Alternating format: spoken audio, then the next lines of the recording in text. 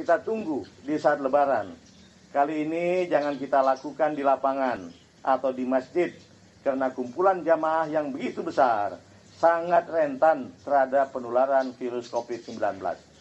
Mari melaksanakan sholat Idul Fitri di rumah saja, secara perorangan atau berjamaah bersama keluarga inti.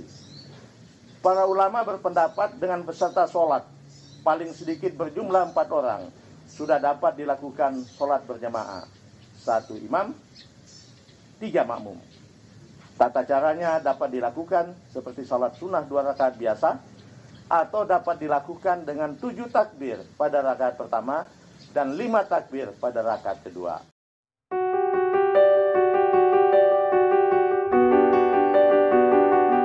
Assalamualaikum warahmatullahi wabarakatuh. Alhamdulillah, Majelis Ulama Indonesia telah menetapkan fatwa nomor 28 tahun 2020 tentang panduan kaifiat salat Idul Fitri saat pandemi COVID-19.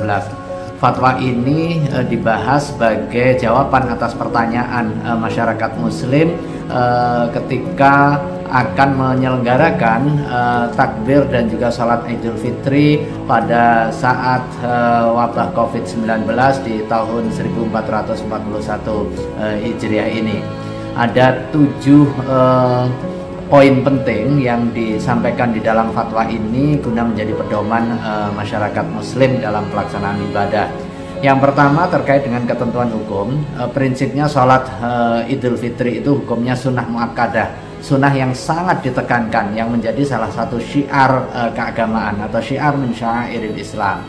Yang kedua, salat Idul Fitri disunahkan bagi siapa? Bagi setiap muslim, baik laki-laki maupun perempuan, merdeka maupun hamba sahaya, dewasa maupun anak-anak, sedang berada di kediaman maupun sedang bepergian, secara berjamaah maupun secara sendiri-sendiri.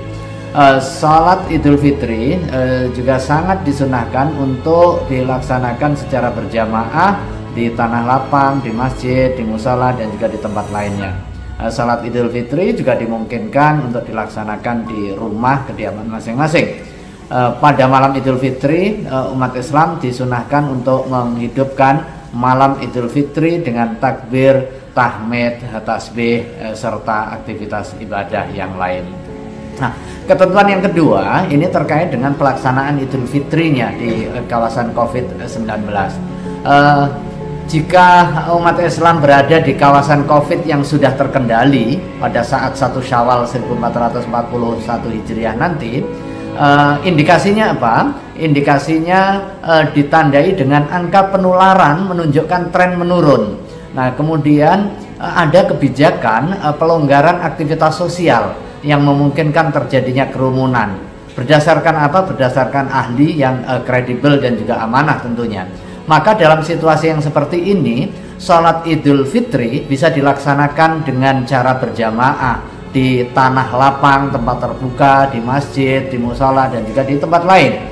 Kemudian jika kondisi umat Islam berada di kawasan yang terkendali atau kawasan yang selama ini bebas COVID-19 dan diyakini tidak ada paparan penularan, misalnya seperti di kawasan pedesaan atau di kawasan perumahan yang terbatas jumlah penghuninya dan juga cenderung homogen, tidak ada yang terkena COVID serta tidak ada proses keluar masuknya orang, maka sholat Idul Fitri dapat dilaksanakan dengan cara berjamaah di tanah lapang, di masjid, di musala, dan juga di tempat lain. Sementara salat Idul Fitri itu boleh dilaksanakan di rumah dengan berjamaah bersama anggota keluarga atau secara munfarid atau secara sendiri, terutama jika ia berada di kawasan penyebaran COVID yang belum terkendali. Nah, pelaksanaan salat Idul Fitri baik di masjid ataupun di rumah tetap harus melaksanakan protokol kesehatan dan juga menjaga terjadinya potensi penularan. Nah, kemudian poin yang ketiga, panduan kaifiat salat Idul Fitri berjamaah. Nah, ketika salat Idul Fitri dilaksanakan secara berjamaah, maka sebelum salat disunahkan untuk memperbanyak bacaan takbir, tahmid, dan juga tasbih. Setelah itu salat dimulai dengan menyeru as-salatu jami'ah tanpa harus adanya azan dan juga iqamah. Dimulai dengan niat, setelah itu membaca takbiratul ihram biasa. Setelah itu sebagaimana biasa takbir sebanyak 7 kali. Di sela-sela itu dibaca subhanallah, alhamdulillah, wala ilaha illallah, wallahu akbar. Nah, yang berikutnya membaca surah Al-Fatihah dan juga diteruskan surah-surah yang pendek ya dari Al-Qur'an. Kemudian rukuk sujud, berdiri di antara 2 sujud biasa. Setelah itu di rakaat kedua sebelum membaca Fatihah disunahkan takbir sebanyak 5 kali dan juga di sela-selanya membaca subhanallah, alhamdulillah, wala ilaha illallah akbar. Kemudian membaca surah Fatihah, membaca surah pendek dari Al-Quran, rukuk sujud sampai selesai, kemudian diakhiri dengan bacaan khutbah. Nah, selanjutnya panduan kaifiat khutbahnya. Nah, khutbah Id itu hukumnya sunnah yang merupakan kesempurnaan. Dia bukan rukun salat Id, itu sunnah tetapi sunnahnya sangat dianjurkan. Nah, khutbah Id dilaksanakan dengan 2 khutbah sebagaimana khutbah Jumu'ah. Dilakukan dengan berdiri dan juga ada pemisah antara khutbah pertama dengan khutbah kedua dengan duduk sejenak. Nah, khutbah pertama dimulai dengan takbir sebanyak 9 kali, sedang di khutbah kedua dimulai takbir sebanyak 7 kali.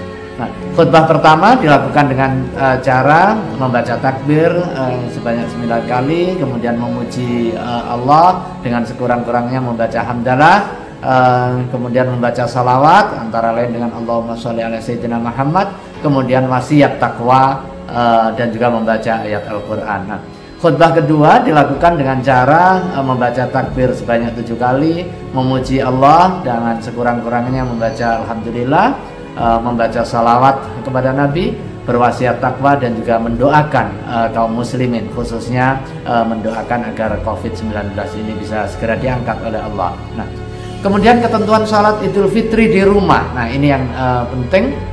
Salat Idul Fitri yang dilaksanakan di rumah dapat dilaksanakan secara berjamaah dan juga dapat dilakukan secara sendiri atau munfarid ya. Nah, jika salat Idul Fitri dilaksanakan secara berjamaah di rumah, maka ketentuannya yang pertama jumlah jamaah. Nah, ini minimal 4 orang, di mana 1 orang sebagai imam dan 3 orang sebagai makmum.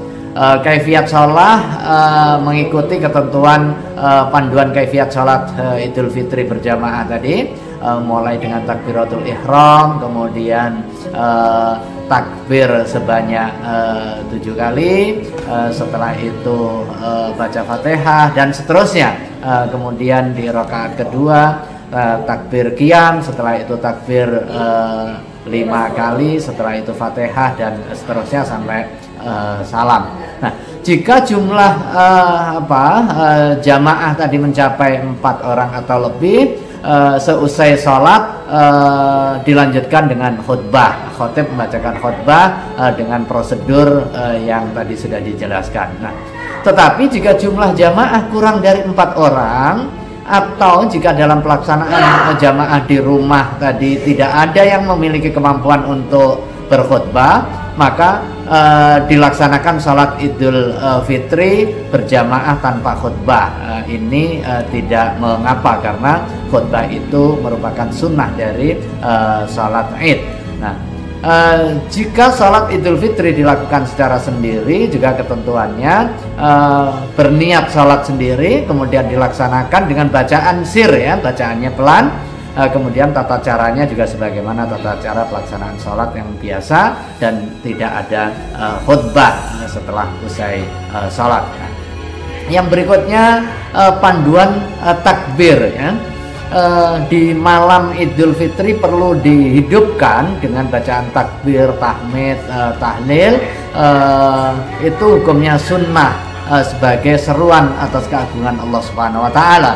Nah, Waktu pelaksanaan takbir mulai dari tenggelamnya matahari di akhir Ramadan hingga jelang dilaksanakannya sholat Idul Fitri, baik itu dilaksanakan di rumah maupun dilaksanakan di masjid atau di tanah lapang. Nah, disunahkan membaca takbir di rumah, di masjid, di pasar, di kendaraan, kemudian di jalan bagi para petugas keamanan, kemudian di rumah sakit bagi tenaga kesehatan, bagi saudara-saudara kita yang sedang sakit berada di rumah sakit, tetap disunahkan untuk membaca takbir di kantor, di tempat-tempat umum, ini sebagai syiar keagamaan. Nah, pelaksanaan takbir bisa dilaksanakan secara sendiri atau bersama-sama dengan cara jahar atau dengan cara sir, ya.